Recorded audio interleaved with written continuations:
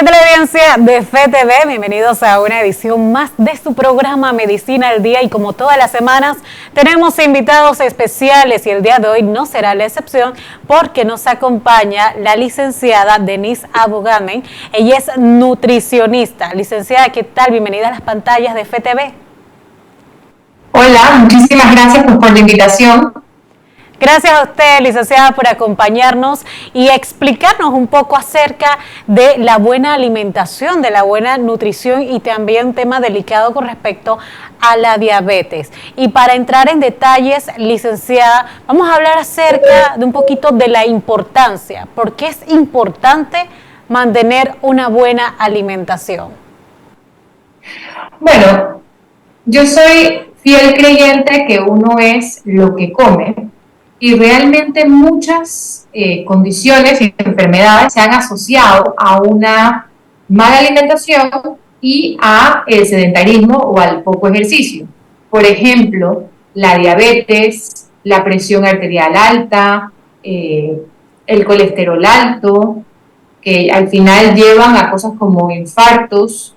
Incluso varios tipos de cáncer han sido asociados a una mala alimentación, exceso de peso y, como dije, al sedentarismo. Esto quiere decir, licenciada, que una buena alimentación, y toco el punto que usted mencionó, ejercitarse.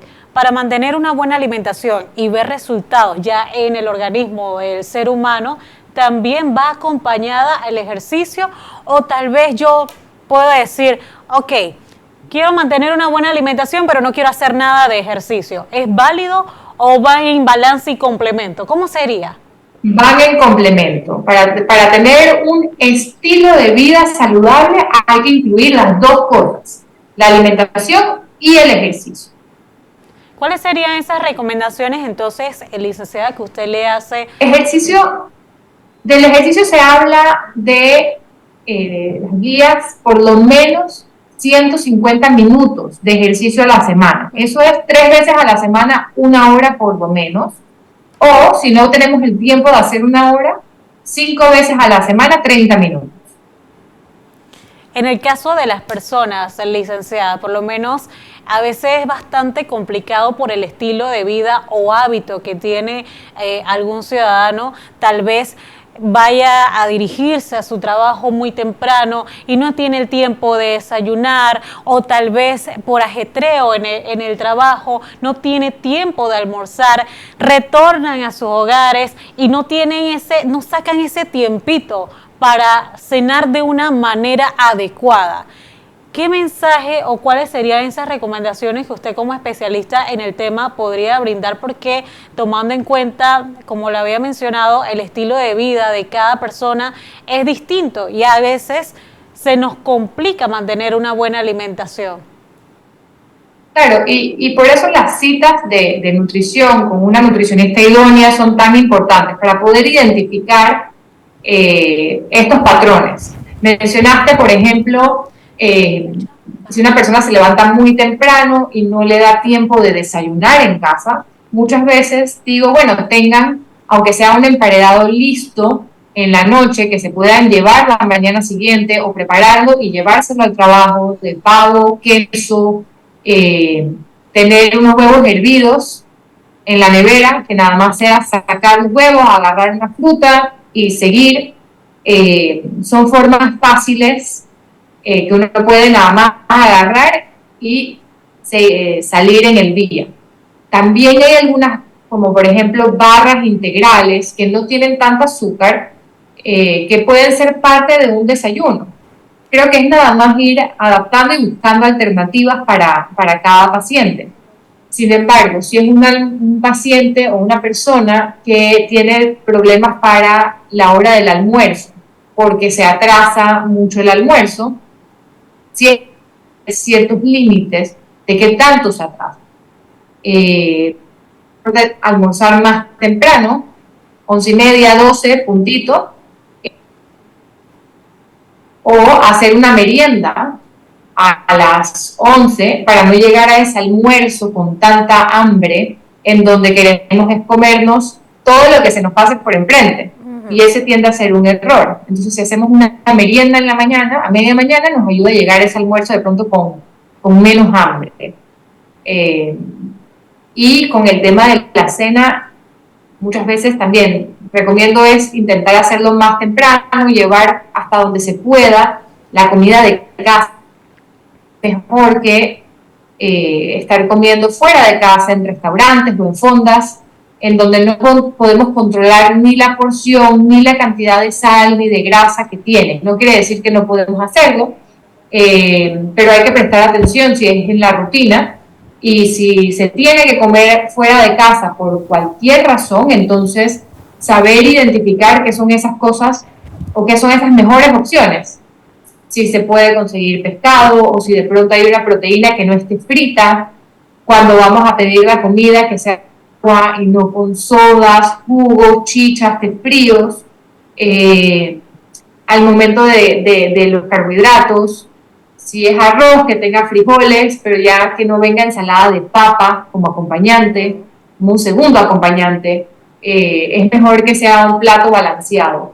Incluso yo tengo que trabajo con mis pacientes, enseño cómo debe de ser esa distribución del plato para que sea balanceada. Y esto se tiene que hacer aún si estamos comiendo fuera de casa, en donde preferiblemente la mitad del plato tiene que ser de vegetales que no tengan almidón. Esto quiere decir de lechuga, de tomate, una ensalada de repollo con zanahoria, unas habichuelas.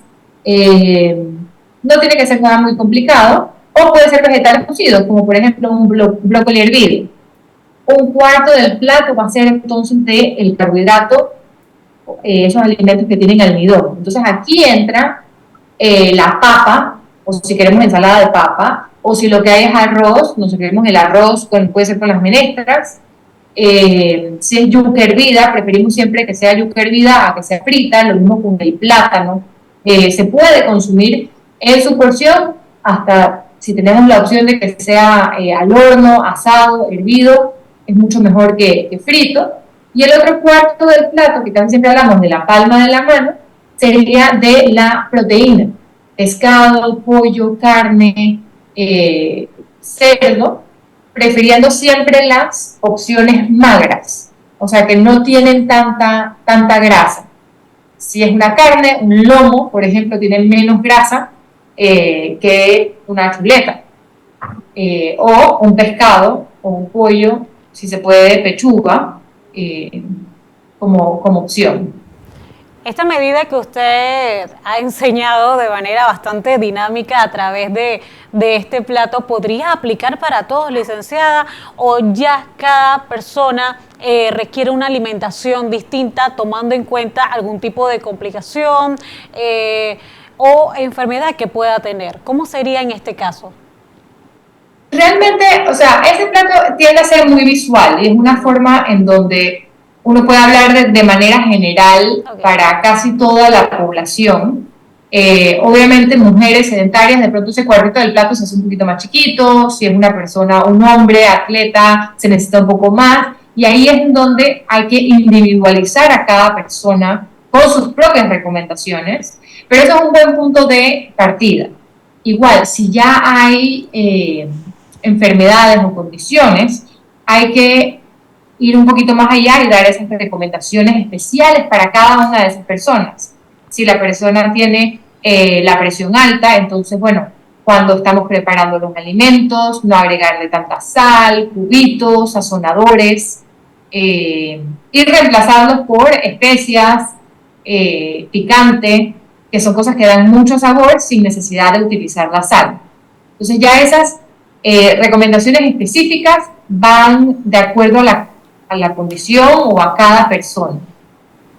Licenciada, usted al momento de dividir estos platos de alimentos, nosotros, bueno, principalmente yo me enfocaba en desayuno, almuerzo y cena, pero usted también añadió el tema de las meriendas. Y me llama mucho la atención porque tal vez muchas personas en casa desconozcan la importancia de las meriendas y solamente estén pendientes del desayuno, almuerzo y cena. Y tal vez una de las preguntas principales tal vez de la ciudadanía o de las personas es que ¿cuántos alimentos se deben consumir al día? Voy primero a tocar un poquito el tema de las meriendas. Las meriendas realmente son importantes, pero no es para todo el mundo. Okay. Si la persona desayuna un poco tarde, almuerza temprano y no pasan más de 6 horas y no le da hambre entre comidas, no es necesario, sí, obligación hacer una merienda. Yo creo que lo más importante es tener esos 3 tiempos de comida y de ahí entonces las meriendas van de acuerdo al estilo de vida de cada persona. Y meriendas, hay que recordar que son cosas sencillas. Puede ser una fruta, puede ser una bolsita de maní, puede ser un yogur preferiblemente bajo en grasa.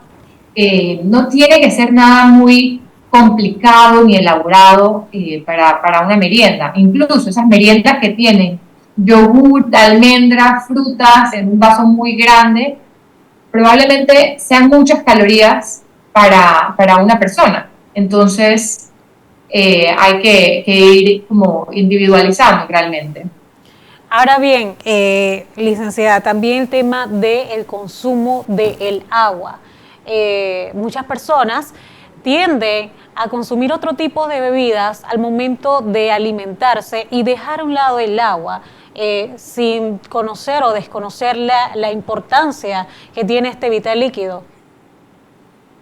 Sí, realmente el panameño le gusta consumir su, con sus comidas, más que nada jugos o chichas, limonada, con raspadura o con miel, y al final son azúcares y son calorías que realmente han sido asociadas a un incremento de peso. Hay estudios que demuestran cómo con tan solo una bebida calórica, una soda, un té frío, al día ya se ve un aumento y de masa grasa. Entonces, la recomendación número 1 siempre es tomar agua como líquido al día, es lo primero. Si un ejemplo muy claro que yo le digo a mis pacientes es, si reemplazaras todas las bebidas, o sea, los 7, 8 vasos de agua que uno necesita en el día por jugos, sodas, café con chocolate, cervezas o cualquier tipo de alcohol, si uno reemplaza un 7 8 vasos de agua por todas estas bebidas con calorías, puede llegar a sumar hasta 1.400, 1.500 calorías, que esas son las calorías que un adulto necesita. Y un hombre, por ejemplo, son más de la mitad de las calorías que necesita un adulto, o sea, un hombre específicamente. Una mujer puede hacer las calorías completas. Entonces, muchas veces no le damos la importancia porque es algo que me tomé, no lo contabilizo, no lo registro, pero calóricamente hablando tienen un impacto abismal. Al mismo tiempo, muchas de estas bebidas están endulzadas con sirope de maíz alto en fructosa, que se ha asociado a inflamación, a diabetes y a un aumento de grasa visceral, esa grasa que está en el abdomen y que está más cerca del corazón, o sea que hay más riesgo de enfermedades como diabetes, enfermedad cardiovascular, etc. Entonces, creo que lo primero que de todas las recomendaciones es reemplazar siempre las bebidas calóricas y azucaradas por agua. Y si no nos gusta mucho el agua, bueno, hay opciones en el mercado de bebidas sin azúcar y sin calorías, que esa parte es importante, porque digo sin calorías porque muchas veces el jugo de naranja, para un vaso de jugo de naranja uno necesita 3, 4 naranjas. Y para algunas personas que, por ejemplo, tienen diabetes, puede tener un impacto en sus niveles de azúcar. Entonces, siempre que se pueda comer la fruta, porque vas a comer una naranja, no 3 o 4, es mejor. Aparte de que mantienes la fibra a diferencia de la fruta. Entonces, evitar la fruta, evitar los jugos y consumir directamente la fruta fresca. Ya vimos la importancia del consumo del vital líquido del agua y también me gustaría aunar un poco más acerca de estas consecuencias, pero antes de eso vamos a cumplir con un cambio comercial y al regresar continuamos con más de su programa Medicina al Día. Ya regresamos.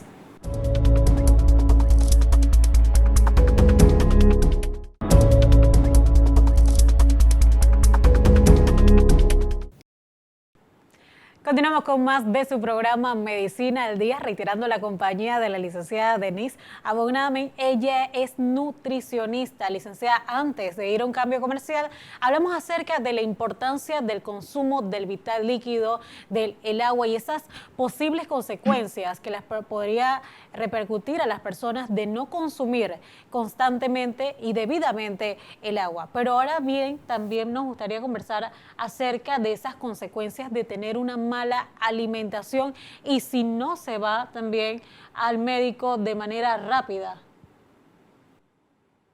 Bueno, una de las consecuencias de una mala alimentación y del sedentarismo es el exceso de peso, ya sea en sobrepeso u en obesidad, que para personas piensan que es solamente algo estético, tengo un par de libras arriba, pero realmente muchas condiciones, muchas enfermedades están asociadas a este exceso de peso.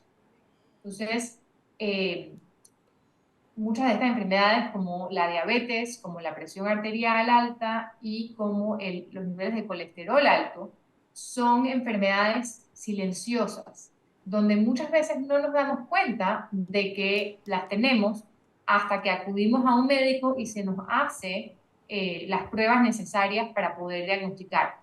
Entonces, número uno, es importante ir al médico de forma rutinaria para tener los exámenes generales, que se nos revise la presión, que se nos revise lo que llamamos el perfil lipídico, vemos el colesterol, las glicemias, el nivel de azúcar, para que si se necesitan hacer cambios en el estilo de vida o tomar medicamentos para poder lograr manejar estas condiciones es importante, porque al ser silenciosas y al no darnos cuenta, podemos pasar varios años con una diabetes mal controlada y no es hasta que empiezan las complicaciones de la diabetes o de la presión alta, y esas complicaciones pueden ser amputaciones, cegueras, infartos, derrames cerebrovasculares. Ahí es que no, de pronto no le damos la importancia a mantener los niveles de azúcar en rango o mantener la presión arterial en rango. Hay centros de lo que es diálisis, cuando se daña el riñón. Y ya esos centros están llenos de personas que en muchos de los casos se pudo haber evitado si se hubieran mantenido los niveles de presión o de azúcar en rango y si se hubiera llevado un control adecuado, pero como mencioné, como uno se siente bien, aún y si el azúcar está alta o si la presión está alta, o sea, al menos que esté muy, muy alta, realmente los síntomas no aparecen hasta años después. Y son cosas que se pueden prevenir. Y creo que un mensaje importante es si usted ha sido diagnosticado con cualquiera de estas condiciones, no deje de ir a su médico de forma rutinaria para estar segura de que sus niveles están en rango, para evitar todas estas complicaciones que mencioné, ese daño en los riñones, ese daño en la vista, en los nervios de las piernas que llevan las amputaciones. Todo esto se puede evitar con un buen control. Y también el cáncer. Muchos tipos de cáncer se han asociado a exceso de peso, mala alimentación y sedentarismo, entre ellos el cáncer de mama. Obviamente están los genes y hay cosas que no podemos cambiar, pero creo que la alimentación y buenos hábitos y estilo de vida son cosas que sí podemos hacer algo al respecto. Y en el adulto mayor, la alimentación también es súper importante. Por ejemplo, para lo que es el Alzheimer, la prevención de Alzheimer, sí se ha visto que cosas como tener la presión mal controlada, diabetes, sedentarismo, exceso de alcohol y alimentos procesados, ultraprocesados que le llaman, como carnes rojas procesadas o embutidos, sodas, han sido asociados a un mayor riesgo de desarrollar Alzheimer. Licenciado, usted tocó un punto bastante interesante con respecto a visitar a un especialista, visitar a un médico general, acudir a un centro hospitalario para realizarse los chequeos debidamente. En el caso de un nutricionista, esto puede ser para la población en general o un sector bastante en específico que pueda acudir a un nutricionista. Realmente acudir, yo siento que la parte de nutrición es importante incluso solo para cómo leer un etiquetado nutricional o una evaluación, estoy comiendo de forma balanceada o si tengo alguna deficiencia de algún nutriente, me hace falta, estoy consumiendo suficientes vegetales, suficientes frutas, granos integrales, cómo incorporarlos. Creo que una cita de nutrición siempre, pero creo que es indispensable en pacientes o en personas que ya tienen diagnósticos eh, como la diabetes, como la colesterol alto, cáncer, una persona mayor, un adulto mayor necesita una evaluación de una nutricionista, aun y si no tiene deficiencias o ninguna otra enfermedad, es importante. Entonces, creo que indispensable aquellos que ya tienen alguna condición y de ahí la población, aunque sea una evaluación, vale la pena escuchar y saber o que lo estamos haciendo bien o cómo podemos mejorar. Nos gustaría también conocer esas recomendaciones que usted realiza, tomando en cuenta que se debe evitar también los excesos y mantener una buena alimentación. ¿Cómo sería ya para esta época de año? Mira, el detalle, y es lo que le digo a los pacientes, no es la cena de Navidad el 24. El detalle está es que muchos de nosotros salimos a fiestas previas a Navidad. La del trabajo, la de los tíos, la de los amigos, de las personas con las que hacemos deporte o que nos juntamos, amigos cercanos. Entonces tenemos un diciembre lleno de cenas y de actividades en donde no es la cena de Navidad, son todas las cosas y actividades de diciembre. Entonces, yo les digo, no se preocupen o no se estresen, disfruten de su cena de Navidad, obviamente sin excesos, pero cuídense en todas las actividades previas, siguiendo esas recomendaciones del plato ideal, evitando doble carbohidratos. Eh, un ejemplo que me encanta siempre es, o que ocurre siempre es, que está el arroz, está el tamal, está la ensalada de papa y un pedacito de pollo. Hay tanto carbohidrato en ese plato, entonces, ¿por qué mejor no escogemos un solo carbohidrato, escogemos una proteína y incluimos un poco más de vegetales en nuestro plato de comida? Y de ahí, con respecto al alcohol y las diferentes bebidas alcohólicas, número uno, que no tengan mezcladores, o sea, sin sodas, sin jugos. Eh, Número dos, para mujeres, hasta una bebida alcohólica por día, para hombres hasta dos, es la recomendación, y no es acumulable. Quiere decir que si yo salí y me tomé una copa el lunes, una copa el miércoles, no va a llegar el viernes, no va a tomar la que no me tomé el martes y el jueves y el viernes y el sábado y el domingo. Lo que no me tomé se perdió. Entonces, esa parte de no acumulable es importante y esa es una forma de disfrutar sin excesos. Y creo que es una recomendación que muchos nutricionistas dan. Hay que disfrutar en estas fiestas sin excesos. Sin embargo, licenciada, para esta época también se da con frecuencia las intoxicaciones. ¿Cuáles serían esas medidas o cómo poder evitar este tipo ya de hechos entre la familia, alguna intoxicación que pueda empañar también las festividades? Cuando hablamos de intoxicación muchas veces es debido al manejo de la comida al momento de cocinarse. Por ejemplo, dejar el pavo descongelando todo un día afuera o un jamón que se queda afuera o cocinamos. temprano en la mañana dejamos todo listo y se queda, o sea, en el mesón esperando que se enfríe, pero después pasan tantas horas y queda tanto tiempo afuera de la nevera que van creciendo esos microorganismos y al final son los que causan intoxicaciones. Eh, entonces siempre las comidas tienen que estar, cuando son calientes, calientes.